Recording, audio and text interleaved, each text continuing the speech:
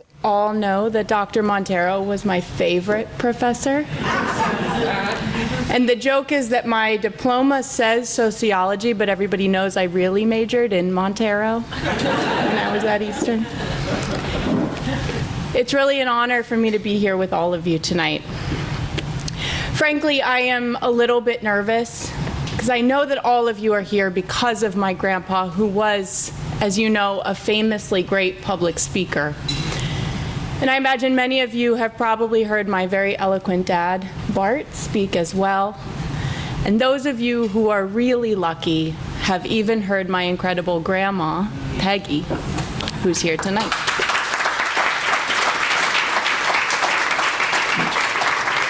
High as the bar is, though, I am really grateful for the opportunity to tell you why I'm excited about what it is we're doing here tonight. Eastern has been a part of my life since the day that I was born, but I never thought that I would come to Eastern as a student. For me, it felt too close to home, and I graduated from high school wanting to carve my own path. I started school at St. Olaf College, and St. Olaf is an incredible school, but I graduated from an inner city high school in Cincinnati, and I found myself in rural Minnesota, really struggling to find my people there, to figure out what I wanted to do, and honestly just to find ways to live my life there in a way that felt true to my values. By the end of my first semester, I really couldn't bear the thought of going back to Minnesota in January. So over Christmas break, I asked my dad if I could drop out and get a job, just sort of work while I figured things out. And that's when he encouraged me to consider Eastern. He said he thought that I could stick it out in Minnesota and become the kind of person that I wanted to be right there. But he also reminded me that there was no shame in stepping into a stream that was flowing already in the direction I wanted to go, especially while I was still finding my strength. I loved the idea, but my first reaction was like, it's definitely too late, because I knew that the spring semester was less than 2 weeks away at that point, and I had not even applied to Eastern. I said all of that to my dad, and he just smiled at me and said, listen, we've got friends in high places at Eastern. And so I came home, and it wasn't the way I had expected it, but I came home with a new openness and a new appreciation for that place.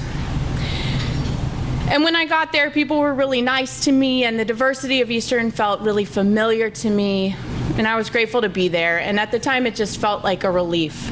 But I really still didn't know what I wanted to do. It likely won't surprise you that my pop-pop seized the moment. And over the course of my first semester, he repeatedly told me that Eastern has, in his words, one of the top sociology departments in the world. Listen, you don't become Tony Campolo by being subtle. By the end of my first semester, I was a sociology major. And like many Eastern students before me, I was headed to Camden to work for Urban Promise.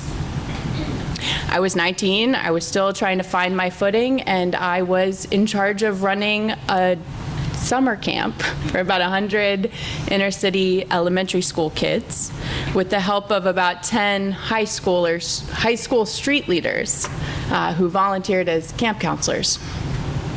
Working together all summer, the street leaders and I became close, and they would share with me stories about their lives. Their stories were beautiful, but often they were also heartbreaking.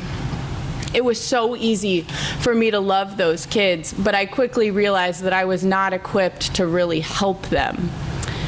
It was there and it was then that I decided I wanted to become the kind of person who could meaningfully support young people like that. The problem was that I didn't understand poverty. I didn't understand systemic inequality. I didn't understand educational injustice. I didn't really understand any of the complex systems in which they and I and all of us exist. The kind of systems that shape our opportunities and our identities and our sense of what's possible.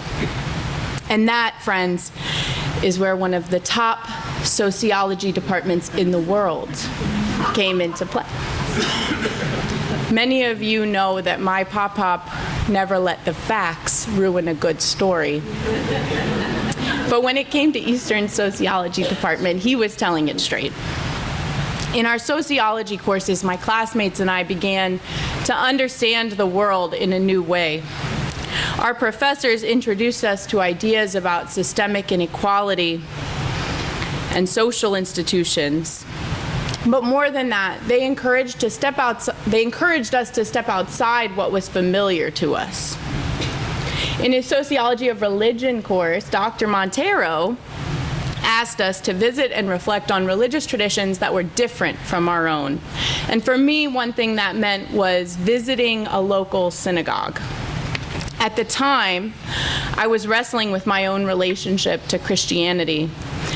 And sitting in a different kind of sacred space, shaped by different rituals, but rooted in the same human search for truth and belonging, expanded my view of what it meant to live with integrity and purpose and compassion.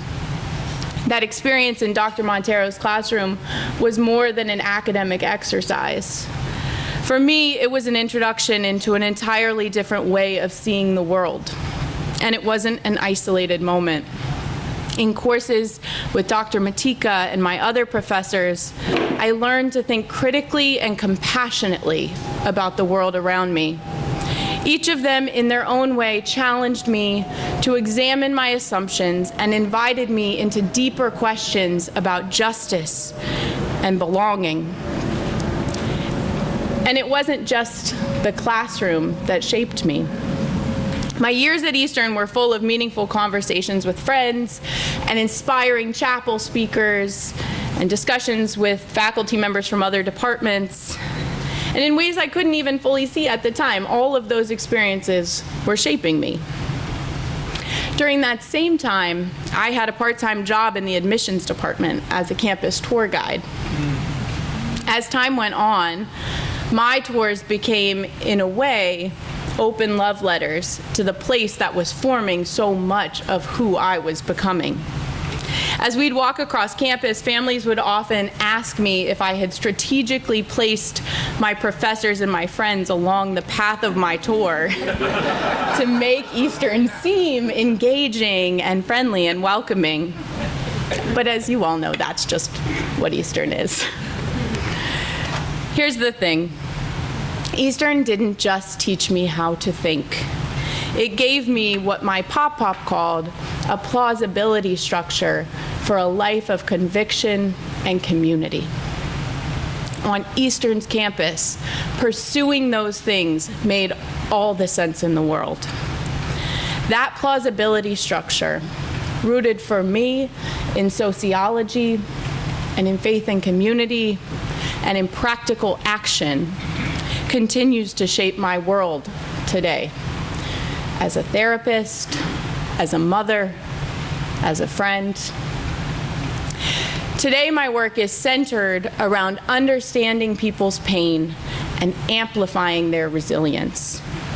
Every day, I sit with people who are navigating grief and trauma, anxiety, identity, and the deep questions of meaning and purpose. And every day, I use the skills and abilities that I developed at Eastern to ask thoughtful questions, to see people in context, to recognize the systems and the forces that shape our lives, and to hold space for stories that are still unfolding.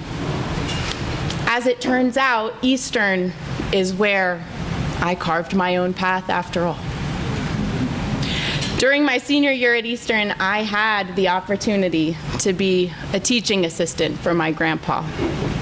As you can well imagine, his lectures were full of stories and humor and a very deep and wise understanding of the world. But more than anything, his lectures were a call to action. Tony Campolo did not teach sociology as an abstract discipline. He taught it as a way of loving the world more deeply and impacting it in ways that reflect the teachings of Jesus. We need that kind of sociology today more than ever.